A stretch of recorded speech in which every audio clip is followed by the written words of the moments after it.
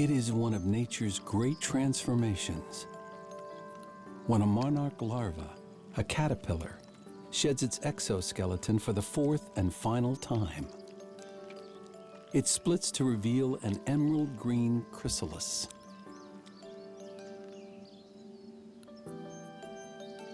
The caterpillar's own digestive juices are used to dissolve most of its body down to the cellular level. From this resulting soup, the butterfly is formed. After 2 weeks, the monarch emerges. It's known as a complete metamorphosis, and it occurs so often in Maryland and across North America, one might consider it mundane if it wasn't such a wonder to witness. Perhaps there's no place the charm of the orange and black insect is more evident than the Merkel Wildlife Sanctuary during the annual Monarch and Milkweed Festival. Who would like to volunteer their nose? Now is the tagging. Count Melissa Boyle-Acuti, Chief of Interpretation for the Maryland Park Service, as one of the monarch's many admirers. There it goes! Oh, she's not quite ready. There she goes! So I've heard it called kind of the gateway drug to conservation. I'm not quite sure if that's really what it is, but it is a very charismatic insect. Sometimes, insects get that bad rap, but a butterfly, how can you have a bad rap? And the monarch is special because it has this migration.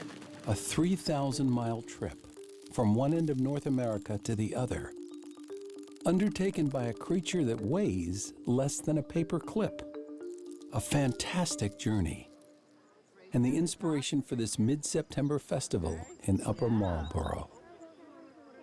The monarchs that are coming south right now through this area are heading down to Mexico for the winter, and it's actually what we would call the fourth generation of monarchs.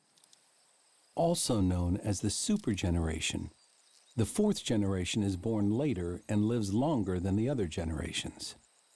Shorter days and cooler temperatures are thought to trigger migration, a spectacular sight.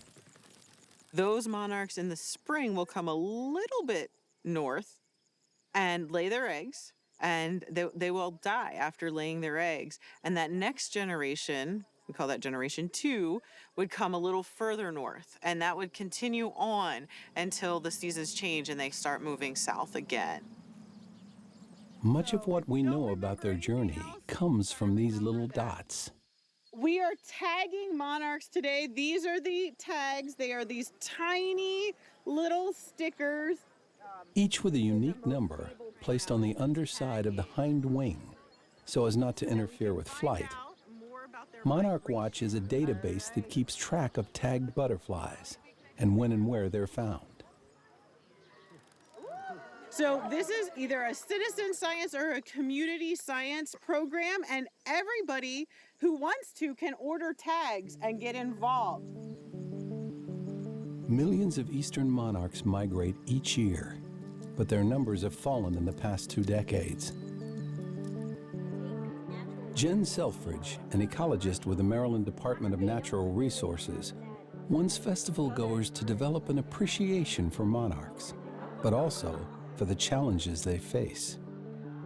This is a great opportunity to highlight to people that insects are not bulletproof, that even though there's so many of them, they're all over the place, they seem ubiquitous, but they really do have some very significant threats facing them.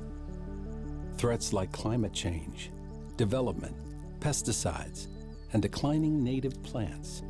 Natives like milkweed, where monarchs lay their eggs, and food for young caterpillars when they hatch, and late-blooming nectar plants, which adults need to fuel their migration. And they need big fields of it because it's not one monarch, flying through, it's hundreds of them. And they need to be able to perceive it from the air, so they need to be able to smell it, they need to be able to see it. So having these fields of goldenrods and asters is incredibly valuable for migrating monarchs. All right, we've got some goldenrod in subplot A. It's early October in Anne Arundel County, the tail end of the monarch migration. Goldenrod? All right. Master naturalists Christina Sochi and Jessica Furr are working their way through a meadow that's mostly past its prime. No, nothing here. So we are out here at Jug Bay, and we are doing a blooming plant survey. So just getting an idea of the nectar plants, the pollinator plants that could be in this site for the monarchs. So we usually start this survey every May, and normally we go up until about September, October. Right, nothing blooming and no milkweed. We actually saw quite a few monarchs in the beginning, and then it kind of has like plateaued and dropped off a lot. We are more concerned now because we're not seeing the monarchs. They're usually here this time of year. I don't see any eggs or caterpillars on this one. Nothing here, unfortunately. No caterpillars and no eggs. These surveys, tracking population and habitat, are performed around the country as part of the Integrated Monarch Monitoring Program. So this is a small white aster, a whole group of them, and this is a great source of pollen. So at this time of year, if there were any monarchs remaining and they haven't migrated just yet, they could come over this site, get some nectar, and then maybe on their way. Keeping them on their way is the goal. While monarchs aren't a federally listed endangered species, they are at risk. The fact that monarchs have so much public support is one of the things that is going to keep them around. In Rockville, that support comes by way of a transformation fit for a monarch. Once a golf course, this property is now a public park. And thanks to Girl Scouts Jocelyn Fryer, Annabelle Kemp, and Eva Kaloa, a 400 square foot section of the property is now a thriving mix of native plants, dripping with pollinators. We have created a monarch way station just back there where it's a certified way station where monarchs can stop and rest, and they lay eggs there too on their journey of migration. We are so proud of it. So at the beginning, it was a giant jungle, like Annabelle said. A ton of weeds. Yeah, And it was entirely weeds. the garden is such a weird shape. It's like a teardrop shape, so we had to do like We had to map out math, all these Math? equations. After lots of weeding, plowing, planting, and watering, a monarch oasis was born. I really like butterflies, so I think it's really nice that we can help the species that needs it.